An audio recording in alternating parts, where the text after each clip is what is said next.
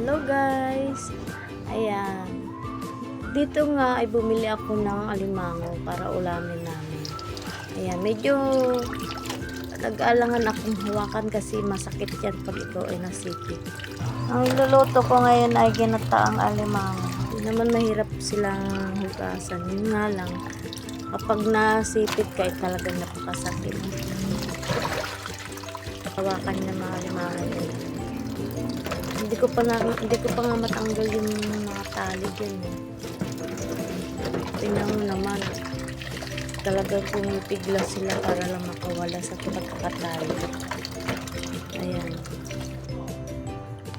Ayan, niready ko na yung kawali para igisa ko dyan yung mga alimango. Inuna ko muna ang bawang, sibuyas. Sinabay ko na pala. Para mabilis ang luto lang.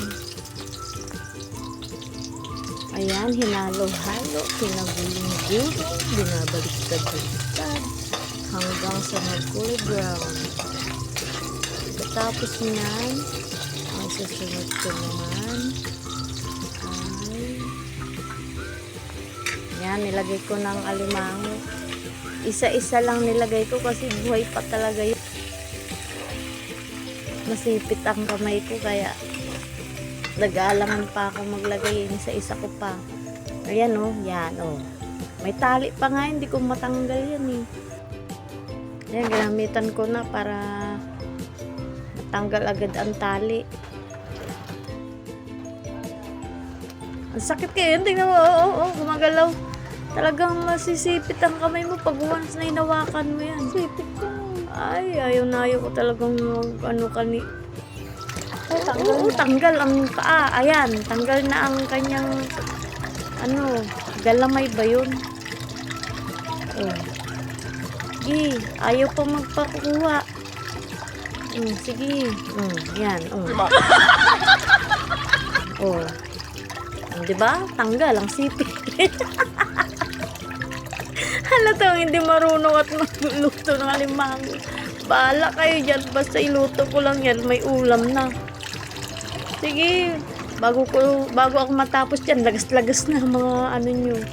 Oh, ini isa-isa, wala na. Isa-isa na tanggal ang mga galamay nila. Bago ako matapos, wala nang galamay yung mga limango. Katawan na lang natira. Oh, tanggal na naman. Oh, ayan. Oh. Okay na yan. Ano pa yan? Pwede pa yun. No.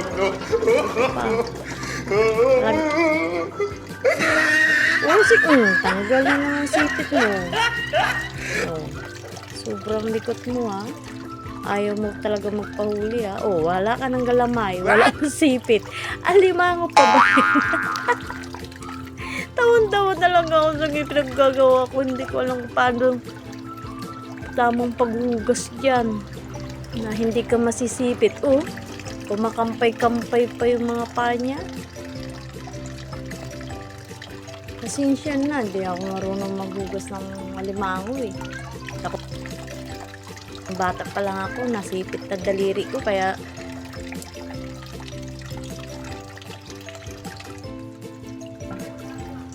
kaya tignan mo, ngayon na naman makakahugas na ng alimango.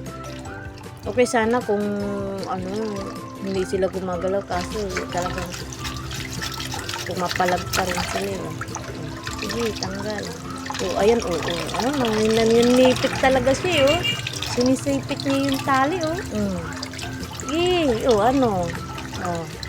sige, pati talaga sinisipit niya rin, Paano pala kung daliri ko pa, nasipit ng daliri ko. Hirap ka tanggalin yung tali na yan. Nahirapan ako dyan, hindi ko alam pa, Ayan, nakasipit na siya, inano niya po yung tali. Mahala ka ba dyan, kami naglalaro ng alimango. Ayan, nakalpas na siya. Paano kumawakan yan? Yung sipit niya, inabot yata ako ng kalating oras dyan, Isang oras, bago ko mahugasan yan, sige. Lagay ko na yan sa kawali. Magalaw pa yan. Ayan pa. Isa pa. Ang liksi-liksi pa naman tanggal. Ang galamay na naman. Ano? Ulam pa ba yan? Oh, pati ang sipit, tanggal din. Naku. Ano na lang kayo sabihin ng mga anak ko dyan? Wala nang galamay anong itsura naman ng mga ano na yan. Hindi na yata limangan tawag dyan. Labis-labis na yun. Galamay nila. Mga paa nila na. Wala nang sipit. Di ba binis na? Diyan. Luto man kayo ngayon. Magalaw-galaw pa kasi kayo kanina. Wala na kayong galamay. What? Ang linis.